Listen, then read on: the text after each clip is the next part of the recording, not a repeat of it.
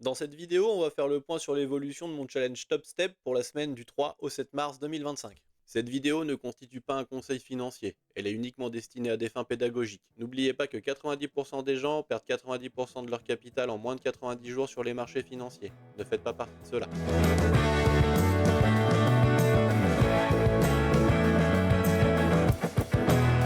Attention, dimanche 9 mars, les US passent à l'heure d'été. L'ouverture US et les horaires des news seront une heure plus tôt que d'habitude pour nous jusqu'au 30 mars.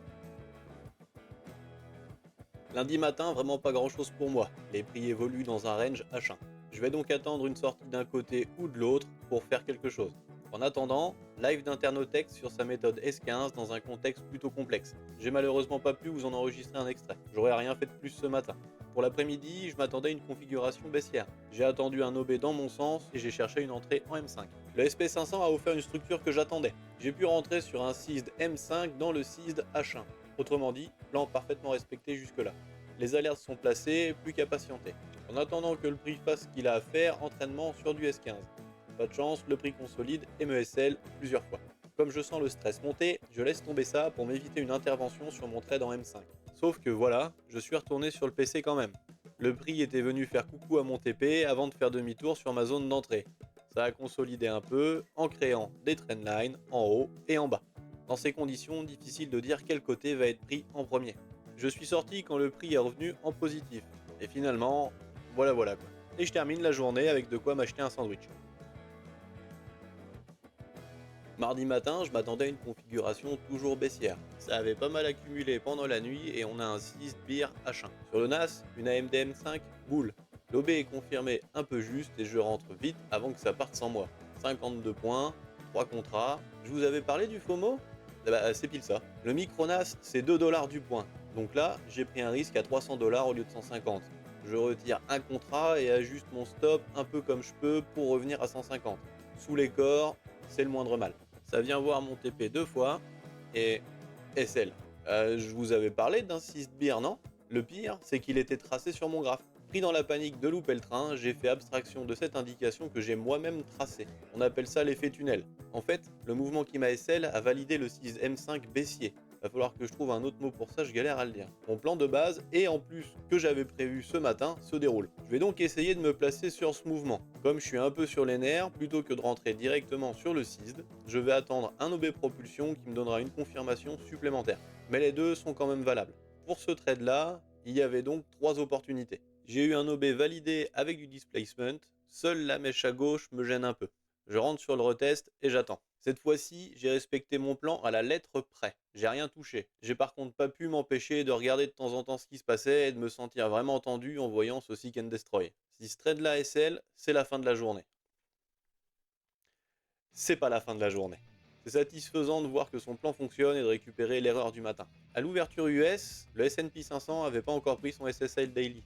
Il est remonté dans son FVG 1 heure créé tout à l'heure. FVG baissier et confirmation LTF baissière, c'est ce qu'on fait en S15. Alors je me dis que j'allais faire un mix des deux mondes. Par contre, j'ai attendu un petit peu. L'ouverture est souvent très volatile. On entre toujours sur un 6. Une fois la mitigation du 6 faite et l'OB propulsion confirmée, on manage un peu le SL sur la mèche de mitigation. Et une fois que le lot est cassé, à peu près aux 50% de la mèche de la bougie précédente. Ce trade là aura également TP.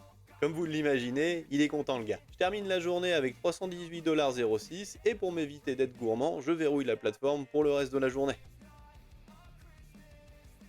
Mercredi matin, le marché était dans une sacrée consolidation. On avait un 6 d'achat haussier valide sur le Nasdaq qui a été mitigé. Comme d'habitude, j'attends une confirmation en LTF. Un OBM5 Bull s'est formé sur le NAS et le S&P en même temps. J'ai positionné un ordre sur le NAS qui n'a pas été fill à un tick près. J'ai été déclenché un peu plus tard. Voyant le peu de risque que j'avais sur le NAS, je tente un petit trick. Je calcule la taille de position sur le S&P et je rentre au marché. Je gagne un peu de marge tout en restant dans mon risque management. Je mets une fermeture en positif sur le NAS pour payer les frais. Le prix redescend un peu plus profondément dans l'OB et en crée un autre. Je manage donc mon SL sous ce nouvel OB. Après ça, le prix part en ligne droite jusqu'au TP. Vu les news de cet après-midi, je me contente très bien de mes 227$ et j'ai bien envie de faire autre chose. Il est un peu plus de 10h30 et la journée est terminée. Jeudi matin, sur les indices US, les sessions de New York PM et asiatiques ont accumulé. La veille, on a pris la liquidité au sud. Je m'attends donc à une AMD pour aller chercher la liquidité au nord. À l'ouverture de Londres, le prix tombe comme une pierre. Dans ces conditions, un simple OB ne suffira pas à faire remonter le tout. En regardant d'un peu plus près, je me suis rendu compte que je devais pas être très réveillé pour mon analyse matinale. Du coup, on refait. Ça paraît quand même plus clair. Je vais donc attendre un retour soit dans le FVG, soit dans l'OB, et attendre un nouveau 6 d'achin pour rentrer sur le retest. On est dans une accumulation, je ne m'attends pas à grand chose. Mais je vais pouvoir lâcher les graphiques en attendant ces zones. La bougie de la news de 14h30 a bien réalisé le mouvement que j'attendais. Le CISD a bien été confirmé, aucune entrée possible en LTF, rien. Ma journée s'arrête là, je n'aurai pas pris de trade et je suis très content d'avoir réussi à ne rien faire. Vendredi matin, avec le tas de news l'après-midi, je m'attendais à ce que ça consolide. Et c'est ce que ça a fait. Un OB boule en H1 s'est formé, mais le retour a été trop violent. À 11h, j'ai tout fermé. Pour lundi, j'ai eu un peu les boules de ne pas avoir tenu ma position, mais sortir en anticipé était le choix le plus logique.